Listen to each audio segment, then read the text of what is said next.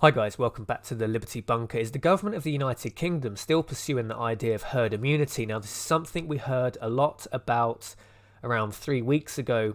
Then about 2 weeks ago, the government made a complete U-turn, even flat out denying herd immunity was ever talked about. Now, that of course is a flat out lie. I've put the videos up on this channel where you can see the lies the government have made.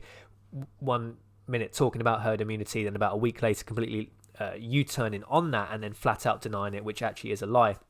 Now, whether the UK government is still pursuing the idea of herd immunity, they just don't want fear to spread through the population, because with herd immunity, you need to accept about 80% of people will get the virus. Then you can extrapolate from that fatality rate, just depending on how deadly you think the coronavirus is. It's probably somewhere anywhere between 0.5% and maybe even high as 3.5%, depending on the healthcare system, the country it is, the health of the population, and things like that. Basically, every country is going to be unique, but it's going to be a lot of people dead if you pursue the idea of herd immunity. However, is it completely gone? Let's read this Telegraph article, maybe get a better insight into what the UK government are actually doing. So how does a coronavirus home test kit work, and how do I get one? The government has announced that Britons will be able to conduct coronavirus antibody tests at home within a matter of days with the finger prick kits that will be available from Amazon and Boots. So these, you essentially just put a drop of blood onto this tester, and in about 15 minutes it tells you if you have had coronavirus and have built the immunity to it. They cost about £6. We'll read from here. So why are these tests important? A widely available test that produces results so quickly could drastically change the UK strategy for dealing with the virus and would change our daily lives. In the NHS, staff would be able to return to work sooner if they know whether they had already had the virus. People who have already had the virus and are immune would in theory be able to return to work and go back to their normal lives.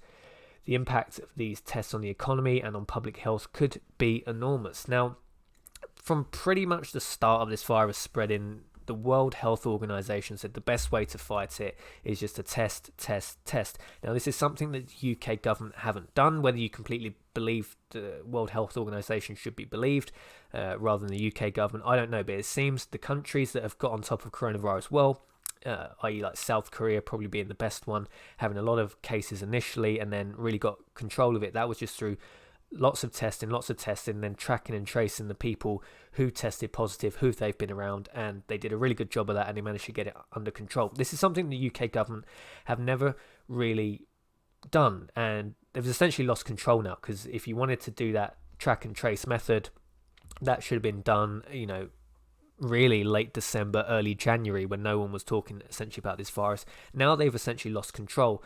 There's only really 4 options left to the government. The first one is to do nothing. That's not really an option. That's only something that would realistically be done in very poor countries. Most developed countries are going to adopt at least some sort of strategy.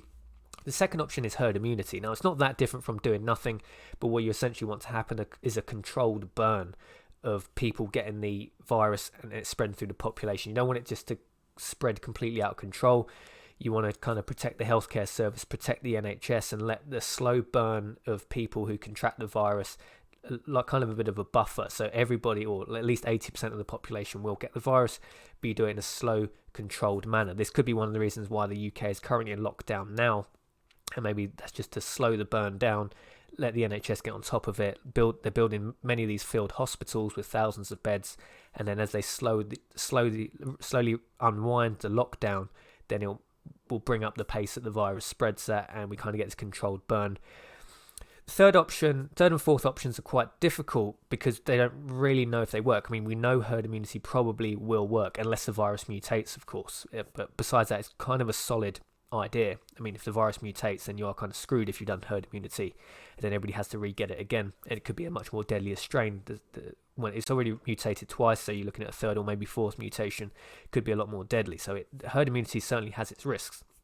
The third option is you just start isolating, lock everybody down and wait for a vaccine. This kind of doesn't really work as an idea because realistically it looks like a vaccine is not going to be available till something like autumn 2021, so well over a year away. By then the economy would just be, destroyed, right? More people would die from the economic collapse than would die from the virus. So just waiting for a vaccine doesn't really work.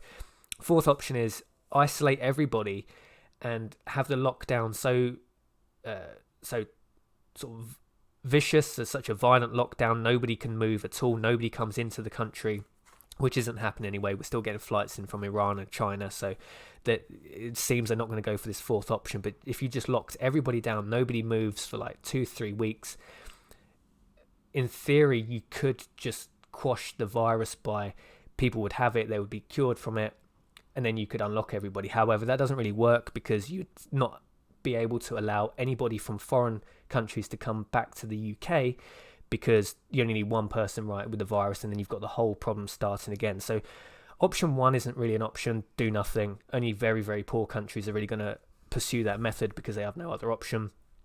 Isolate and wait for a vaccine doesn't really work, because you're going to have to wait probably realistically well over a year at this point. Economy will be destroyed at that point. Isolate everybody and just hope the virus just goes away.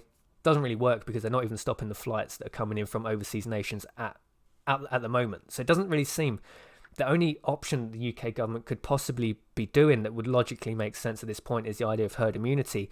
And the fact they never did track and tracing or test like the way the World Health Organization suggested every country should do.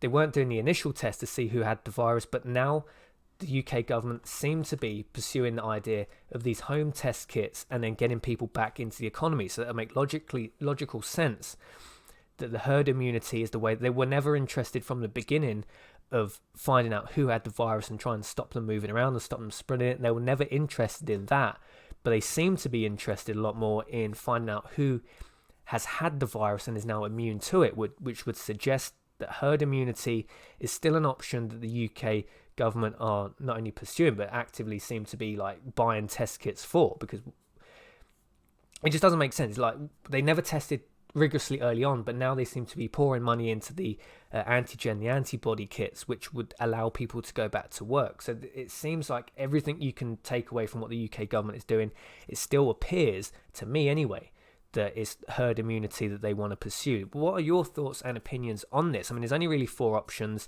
do nothing, herd immunity, lock down and wait for a vaccine, lock down and hope the virus goes away. They all have their problems. 3 and 4 I don't think really work.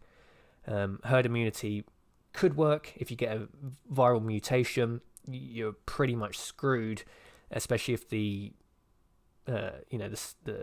mutation is more deadly than the current 2 we already have. Do nothing isn't really an option. There's only limited options, only really 4 options, and it seems to me, judging by the noises that the UK government are making and the fact they're so interested in these home test kits to see who has the antibody, who has the antigen, it still seems to me that herd immunity is still going forward. It's just the UK government do not want to talk about it because, people panic, people irrationally panic. It's probably a virus that has something like maybe even as high as a survivability rate as 99.5%, but people aren't rational.